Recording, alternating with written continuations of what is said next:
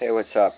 So, I thought I would explain. This kind of jump started something as I saw something that I had made in a sketchbook, and I want to explain it a little bit. I'll probably show it at the beginning or the end or somewhere. Um, but I want to tell it in the form of a story, so it's more interesting. So, we'll start it out like this. Once upon a time, there was a guy named Bill. And all Bill knew was himself. He didn't know anything about anyone else, or he didn't know anything about the world, really. And he was fairly content with his life. And so he was born in the middle of nowhere. And he never knew who his parents were. And so he learned to live off the land. His uncle took care of him until he was 17 years old. But after that, he was all on his own. His uncle died and he doesn't know how he died. But anyways, this was the only human contact he had. So, he thought he knew a great many things. And he contemplated things constantly, like how do the plants that he eats from, how do they get there? He wondered things like that. And then one day, he went out to the river where he was going to get something to drink, and he came across another person. And at first it shocked him. He was like, oh my gosh, who is this person? There's another person. And so he didn't really know what to do, but he got curious. So he went up to them and he said, hi, who are you? And this person said, my name is Maria. And he said, where are you from? And she said, I live in a village nearby. And he said, why didn't I know about this village? And she said, well, we're kind of hidden off on the other side of the river. And we don't come by this way very often. So he thought, well, can you take me to your village? And she said, sure, I don't see why not. So they went back to the village, and he saw a tribe of 50 people or so.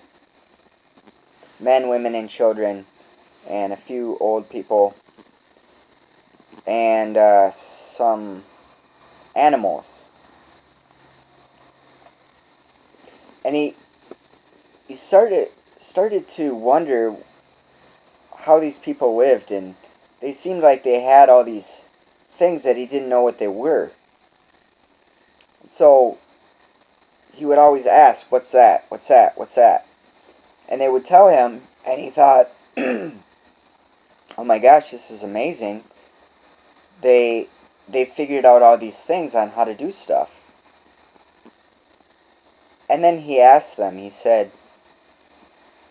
where do the plants come from? Because that was one of the questions that he had. And they said, we don't know. They've always been here. And so this sort of put a idea in his head that he wanted to find out if anyone knew where plants came from. But he stayed there for a while. He stayed there for 3 years, and he learned about a calendar before he just knew generally that there was a humid season and a rainy season, or there was a hot season and there was a rainy season, and that's all he knew. And these people had figured out so many things, he felt like, and he thought, well, this is really great for me to meet these people, because I learned so much from these people. But then one day, as he was living, he was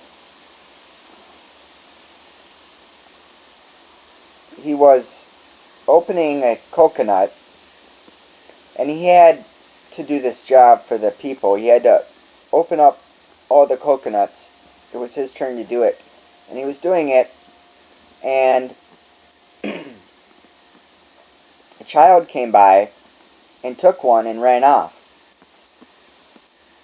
And he tried to yell at them, say, hey, come back. I have to use that. And the child was very disrespectful, and they said, you're an outsider. You don't know us. And he thought, I'm an outsider? What does that mean? And so he asked Maria, what's an outsider? And she said it's not important. But he had to know, so he went and asked the elders, what is an outsider? And they said, it means you don't belong here. And so he asked the question, where do I belong? And they said, we don't know. And so he asked, is there any other people around? And they said, yes. There's a city 10 kilometers to the northwest. And so he decided to go on a trek to find this place. And he took some things with him, some tools. And he just felt like life was easier now. That he had these tools, and he had separated himself from the group, and it was he was enjoying himself. He was by himself again. But then he got to the city, and the city was like 1,000 people. And he walked there, and he walked down the road, and they said, where are you going? And he said, I don't know, I want to find out what this place is. They said, where are you from? And he tried to give directions to them, and they said, oh, okay. And then he found a person named Frank. And Frank told him he could stay at his place. And so he thought, well, that's very nice. And he laid in the bed, and he thought, this is a very comfortable place to sleep. And then when he got up in the morning and he was going to go out, he said, and Frank said to him, whoa, you owe me. He said, I owe you for what? He said, because I let you stay here. Well, what Bill didn't know is that that was an inn. And so he said, well, how do I pay you back? He said, okay, I'll give you a job. Go cut all this wood over here. And so he cut all the wood, and he cut all the wood for a whole day. And then he said, okay, I'm done. He said, okay, you're free to go. You did your job. And he just got a bunch of blisters. He thought, wow, was that worth it? To sweep in that guy's bed? To sweep in that bed that he had? And so he decided to look around, and he saw a restaurant. And he thought, oh, this looks good. And he said, hey, can I have some of that? And they said, do you have money? And he said, what's money? And they said, it's how we know that you belong. And he said, no, I don't have money. How do I get money? And they said, go to the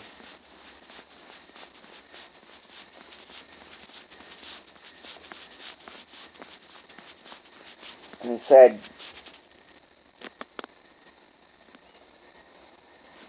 you can get money if you work here.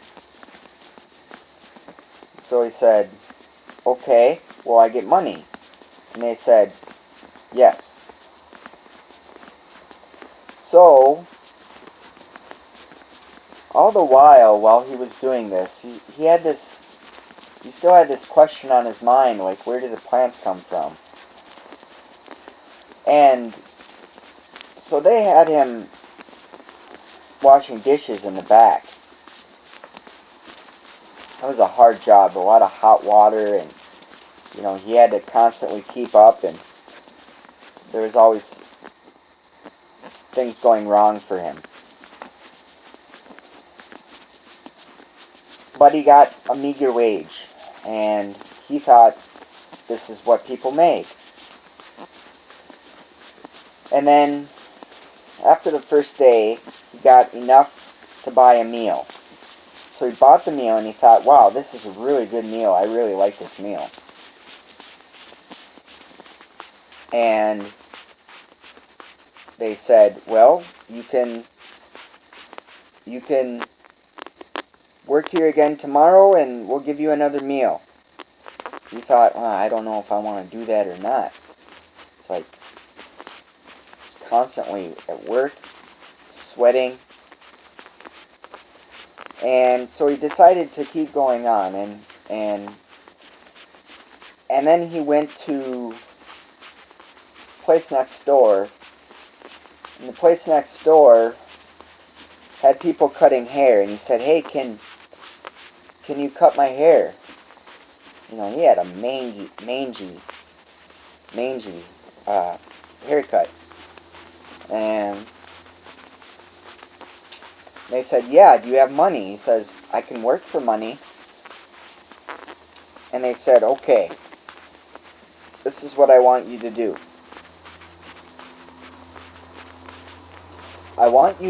Somebody owes me some money.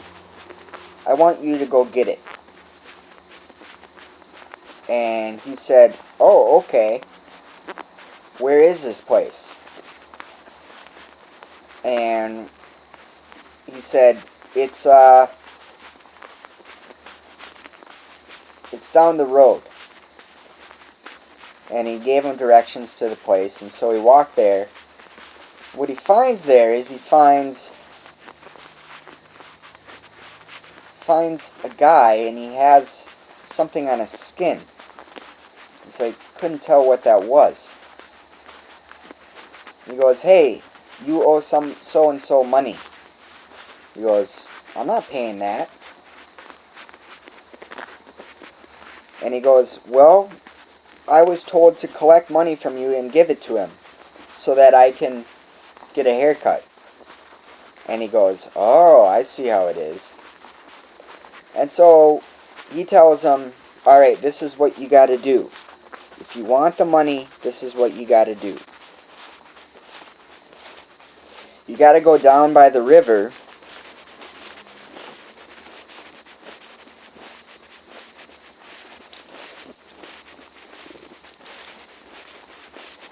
He said, this is what you got to do.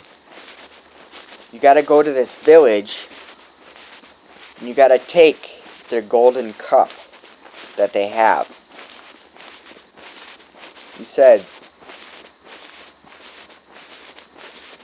I know where that village is. I was there before. And so it's at this point that everything hits him at the same time, and he thought, this is the worst existence ever. I have to do all this work to get the least amount of things, and every day is a new battle. I have no freedom doing this.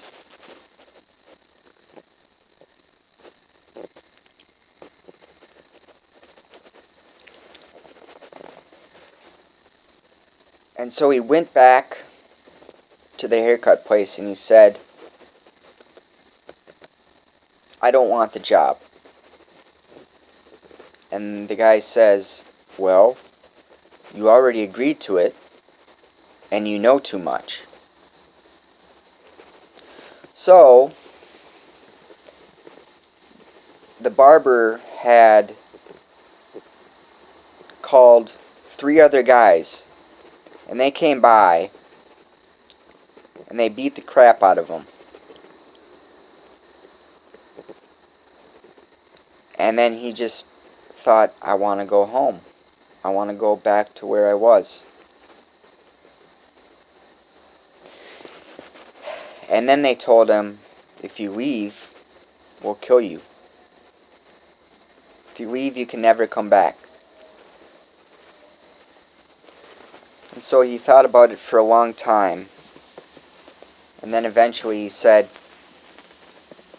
I will stay here if somebody can answer a question. He said, where do the plants come from? And they said, God. God made the plants.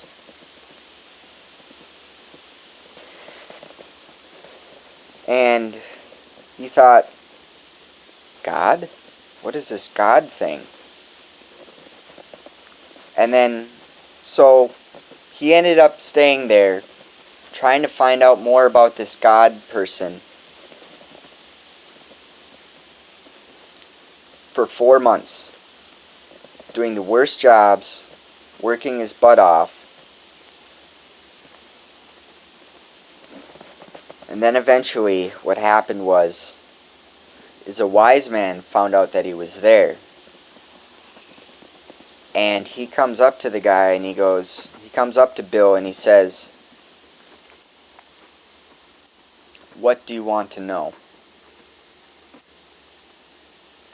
And he says, I want to know if it's like this everywhere. And the wise man says, yes, yes it is. And then he says, where do the plants come from? And he says, they come from God. And he says, why does God make plants? And the wise man told him, so we can survive.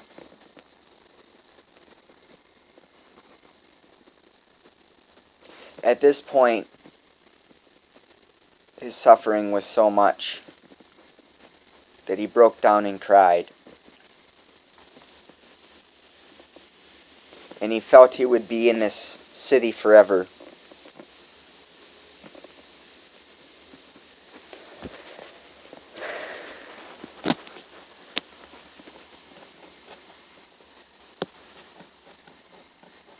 And that's the end of the story. Hope you liked it. Bye.